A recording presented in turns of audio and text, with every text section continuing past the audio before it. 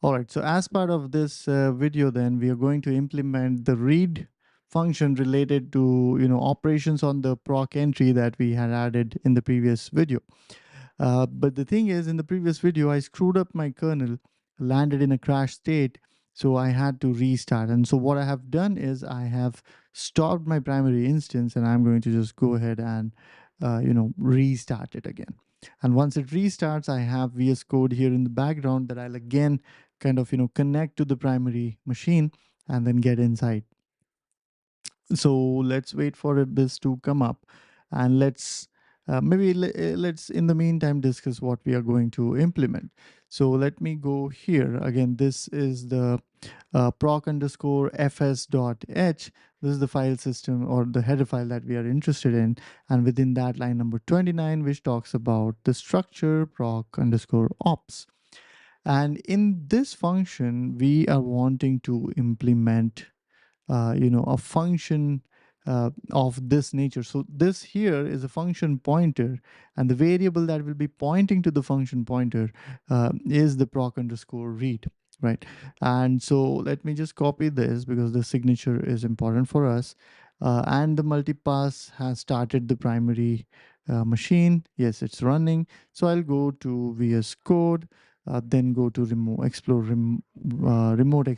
then go to the IP address, and within that LDT, click on this arrow, and it should attempt to connect. I'll enter my password, and it's connected. Perfect. So this was the code that we wrote last time, and one of the things that I copied now was this, right? So I want to implement a function now which is of this type, right? And I'm going to call it, and let me just cheat here, and I'm going to call it, pajama read, right? And then it is going to have function parameters of this nature, right? And so this, let's say it's going to return 0 because that's success. And much like, the case here, I'm going to put a print statement here, and then put this here. We don't want entry or exit, so this is what we print. Now again, notice that this name here is different than what it is here, but all the other you know parameters here are essentially same. And I would want to, like, here there are no names to the parameter, which is fine, but I'm wanting to give these guys name. And let me also kind of copy over the names here, just so that our function parameters have a name. And let me also kind of align this right here. And let's put it right here this way. We don't need this anymore, so I'm going to get rid of this. And the other thing I'm supposed to do is, so remember, one of the entries here, and that's what we kind of copied, one of the entries within this struct is the proc underscore read. This is a variable as seen or as available within the struct proc underscore ops. And this variable happens to be a function pointer. So I'm going to take this variable, right, and say, hey, to this variable, I want to assign value of whatever the address of this function is. So that's how we are going to populate it. And let me just go ahead and quickly check if I'm committing a crime here accidentally, because I don't want this to fail. Yeah, this is correct. And well, the thing I was looking up on the side is whether or not there should be a comma here. It's not required. Comma or a semicolon, right? That's not required. All right, perfect. So we have our function here, which is supposed to be kind of called when the read on that proc file, a proc slash pajama underscore driver is called, right? That is what we are trying to do.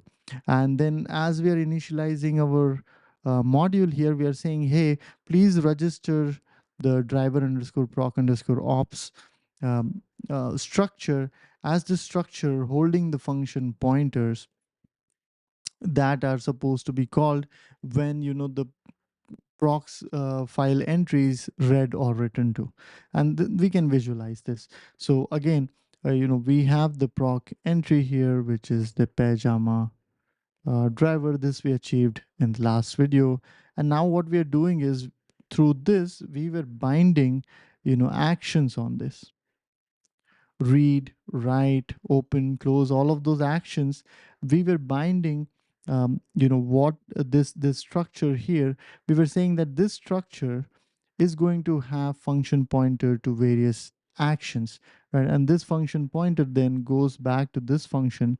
So every time we call a read on this function will get called, right?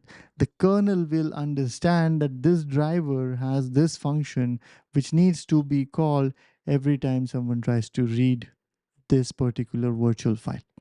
So that is why we are writing or doing all of this, right?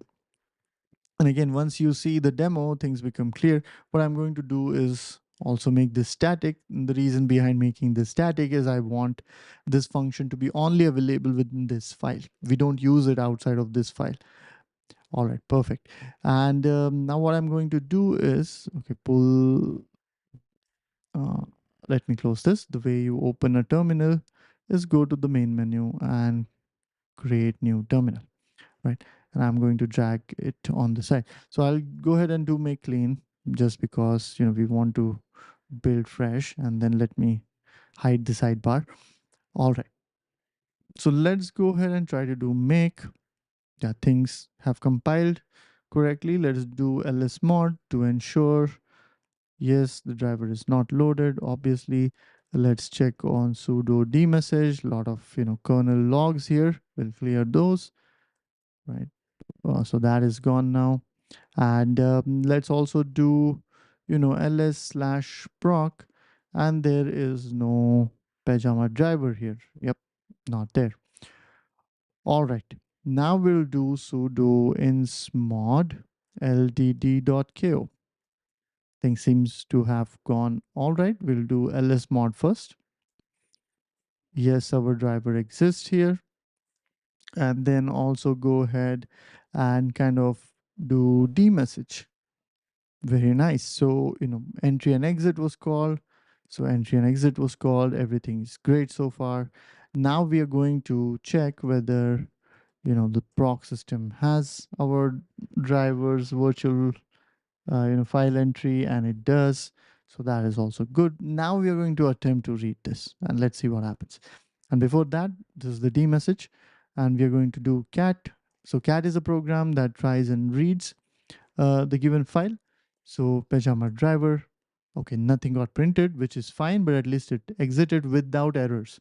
So in the last video, it had exited without, sorry, with errors, and the error was input output error, something like that, right? And we are going to do sudo dmessage, and notice that pajama read, which is same as this was called. So what we have succeeded so far in doing is, and this is like absolutely crucial, this was our virtual file system. We added an entry, by the name pajama driver here.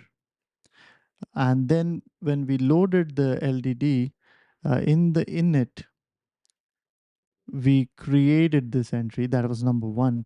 But the second thing we did while we were creating this entry, we said, hey, there is this, there is this struct which is of the type proc ops, and within that, the proc read variable that we are assigning to a function, and that is the function you call when a read operation is performed on this file. And what we saw right now was that we provided a function pointer here, and that function did get called when we attempted a read on this file. And now this is, absolutely crucial and very fundamental to how drivers or how the user programs interact with the drivers. The the the driver is associated mapped onto a file. The interactions of the driver are mapped onto a file, and interacting with the files from the user space essentially triggers some associated functions in the driver. This is absolutely key. And recall that at some point I was telling the pieces of C, that you would need to know is, structs and then function pointers. Those two things are enough, an absolute mandatory thing, actually. Okay, perfect. So, one thing that we haven't answered, right, which you would have seen, is who is passing all of this, right? Why these input parameters and who is passing these? So the answer to this is when the kernel is like hunting down our driver and then calling this associated operations, file operations related functions, the kernel is going to provide, all these information. The kernel is going to provide them. And now in the next one, what we are going to do is we are going to see if when we perform the cat operation here, can we print something in the user space, right? And again, let me make this very clear. So when we perform the read here, the read was happening from the user space. So cat slash proc slash, pajama driver. This was being read from the user space. The read on this was passed to the kernel, and this is like then the kernel space, right? This right here translated into a system call, right? And syscall of what type? Read type. So the kernel caught it. The kernel figured LDD is the driver for this, and then LDD had the proc. And okay, just give me a moment. Let me clear this. Yeah, so we had the proc underscore read here, right, which was this. And so the LDD driver just called this. And then we had the print k. And the print k prints into the kernel buffer. So that is where we see this line, that within the kernel buffer, we do see that the read operation was called, executed. What we want to do is print a message, send something from this back to the user space. And this we haven't achieved. And once we achieve that, what we would have seen is that the driver can pass some information back to the user. And why is this important? Okay, let me paint a picture, right? So the reason this is important is, let's say you have a camera, right, which has taken like a picture of you here, right? And so the camera somewhere is connected to your Linux machine, right? Let's say this is the Linux kernel. And so there is like, some CD, the camera driver. And so what's going to happen is there is some, buffer here or some memory in the camera itself. And your, snapshot is right there. And so the driver, and let's say we have the camera app here, right? The app. And here you click, like you click on the shutter button and kind of, you want to take a picture. So what happens is that action is translated to some system call for the driver. The driver then goes and reads the image here, brings it back, and then it's supposed to pass it back to you. And in fact, the cameras also stream that picture continuously, so they are essentially passing information back to the user space, right? And that I'm saying we haven't achieved right now. We haven't kind of copied content from user space to kernel space, and we haven't copied from kernel space back to the user space.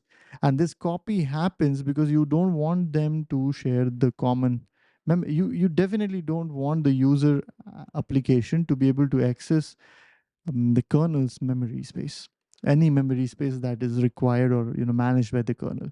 Because then what will happen is the application has a hook inside, or like a way to get into the kernel's memory, and then malicious actors can actually write some code that can hijack your kernel, and we don't want that.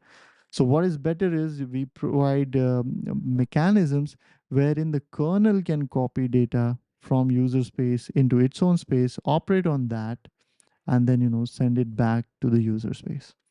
So what we are now wanting to explore is, can we send back some data from the kernel space to the user space?